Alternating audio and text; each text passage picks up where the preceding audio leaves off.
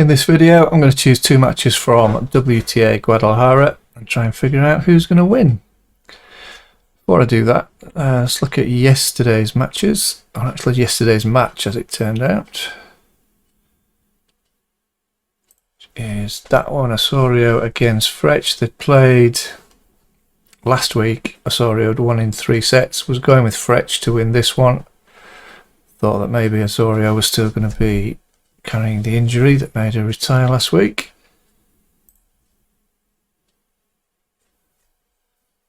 And that did prove to be the case. Frech took the first break there, you can see, to lead 3-1. Saved a couple of break points in there, went 4-1 up, broke again 5-1, easy set, 6-1 to Frech. And second set was pretty much more of the same. Osorio's only hold of the set was in the first game. Didn't hold serve again. Not surprisingly, when Frech was a double break up, she dropped a game, but broke again. So very one-sided. No retirement from Osorio, but I'm pretty sure that that's what gave her the problems. That was that one. The other match was Haddad Maia against Collins.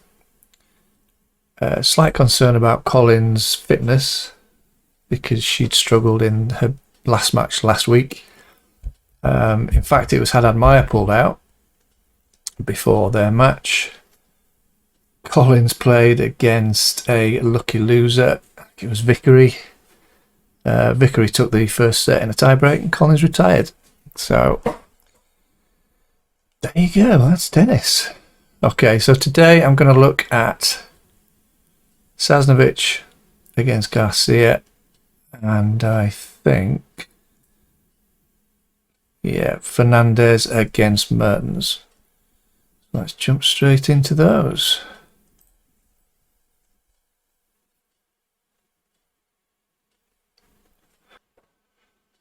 Okay, they've played 5 times before. Garcia won them all. Last meeting was June 2022.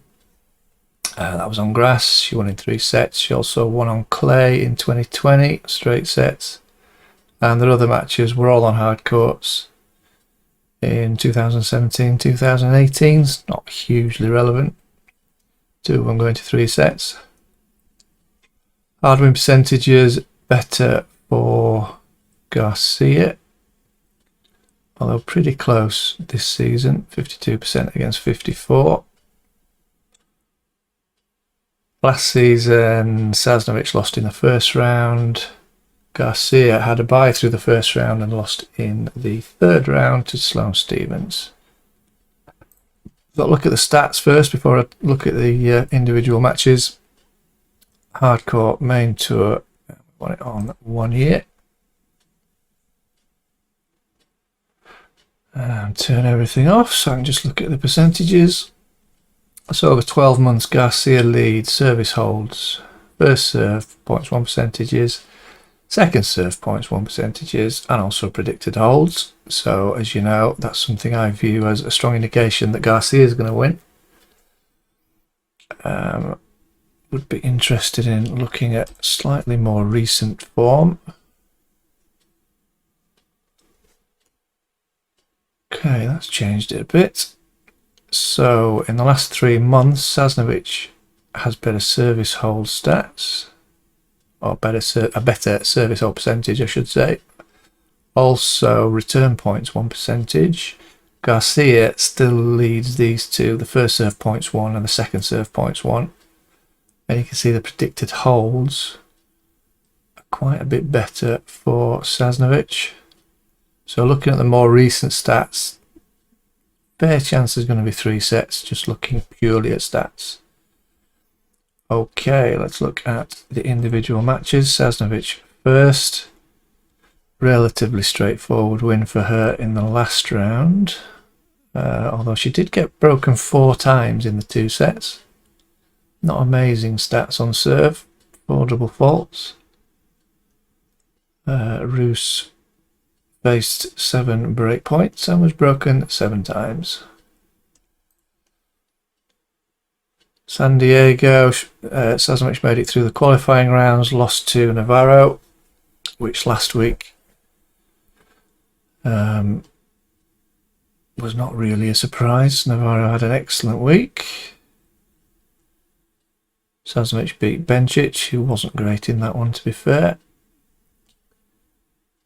She went out the first round at the US Open, second round in Cleveland as qualifier. Beat Navarro that time. Pretty easy in the qualifying rounds. Second round Miami, second round Indian Wells, second round Dubai.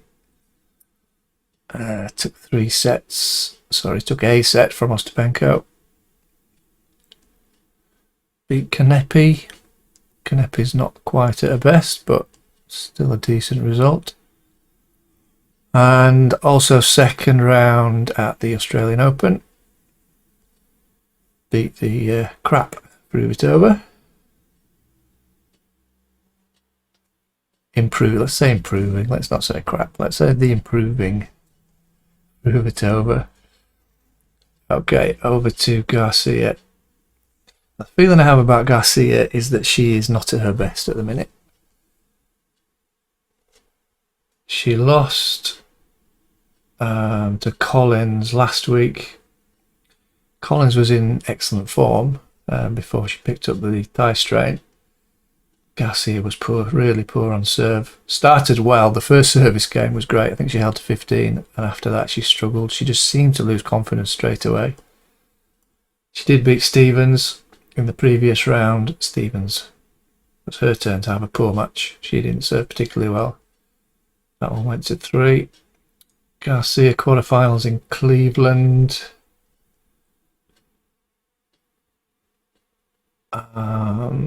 Then we're back into March before she had a decent tournament. 4th round in Indian Wells.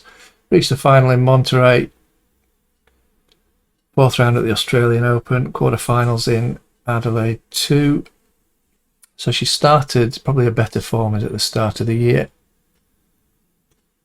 Sasnovich, her better results really are more recent, which is why we saw the difference in the 3-month stats compared to the 12-month stats.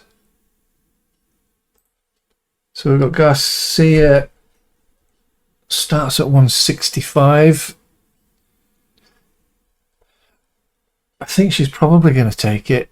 It isn't going to be easy. I think we've got a really good, I'll say a really good chance of 3 sets.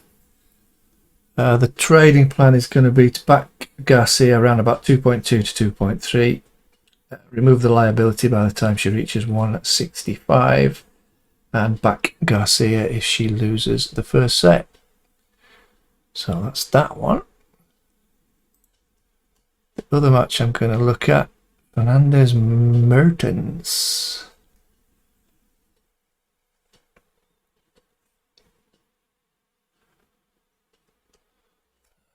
Check the notes, see what price we've got. Okay, Fernandez starts at 1.9. Played once before, Mertens won that. That was in 2021, Australian Open. Obviously on a hard court, 2 sets. Hard win percentages. Long term over the last 50 matches, even at 58%. Slight edge for Mertens over the last 12 months, but then they're even over in 2023. Last season, Fernandez lost to Bencic in the first round, and Mertens lost to Kalinskaya in 3 sets in the second round. So we'll start going down to the stats before looking at the individual matches. So hard court, main tour, 1 year. Right, Fernandez leads service holds. First serve points win percentage slightly better for Mertens. Second serve points win percentage better for Fernandez, and predicted holds are better for Mertens. So they've both got 2 of the main 4 that I look at. I'm not saying they're more important, but I'm saying when you put those 4 together, the service holds, first serve points 1, second serve points 1, and predicted holds. When a player gets all 4 of those, it just seems to be a really good indicator that they're going to win. So that's not really telling us too much. Let's look at the 90-day stats. Okay, that's a different story, isn't it? Fernandez leads service hold percentage, first serve points 1%, second serve points 1%, and quite a big difference in predicted holds. She's got all the 4, the magic 4. Mertens leads return stats. Return points 1. That's about it, really. Okay, so let's look at the matches. So the stats would suggest that Fernandez has got better results recently compared to the start of the year, or compared to the year as a whole. Her better stats have been recently. Let's see if the matches tell the same story. Easy win in the last round against Mohammed. 3 sets against Haddad Maia last week. 3 sets against Alexandrova at the US Open. She reached quarterfinals in Cleveland. Lost to Maria as favourite. Not a great result. 3rd round Montreal. Obviously on home soil. Beat Haddad Maia.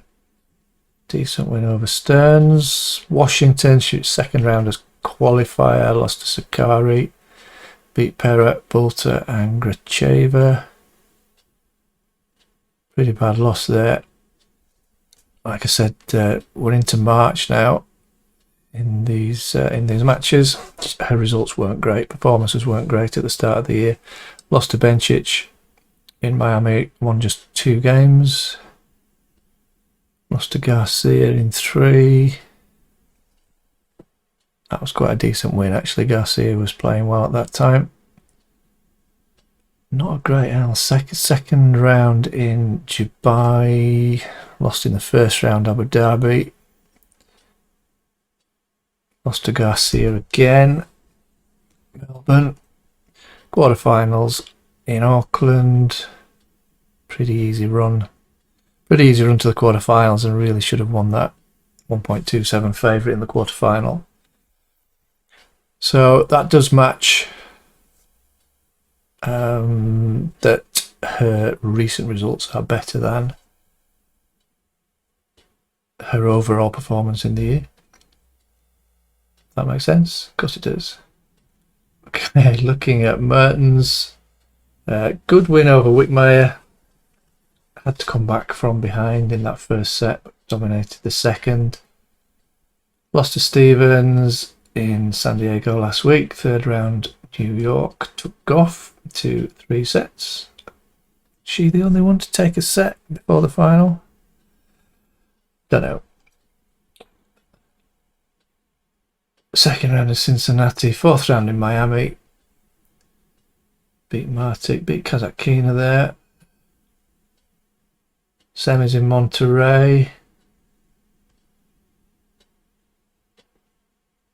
Reasonably easy route to the semi-final.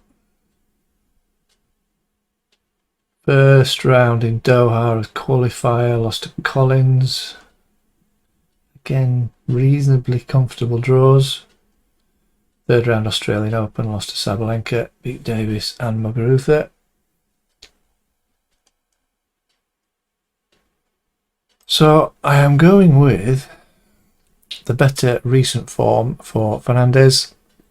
She starts at 1.9. Trading plan is going to be to lay Mertens around 1.65. Take the liability out by the time we get to 2.1 and lay the set 1 winner.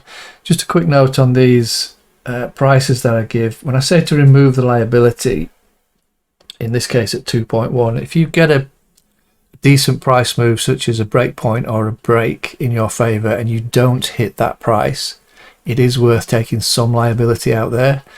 Really, by the time the price gets to the target price, you should look to have most, if not all, of your liability out by that time. So hope that clears up a couple of people's questions.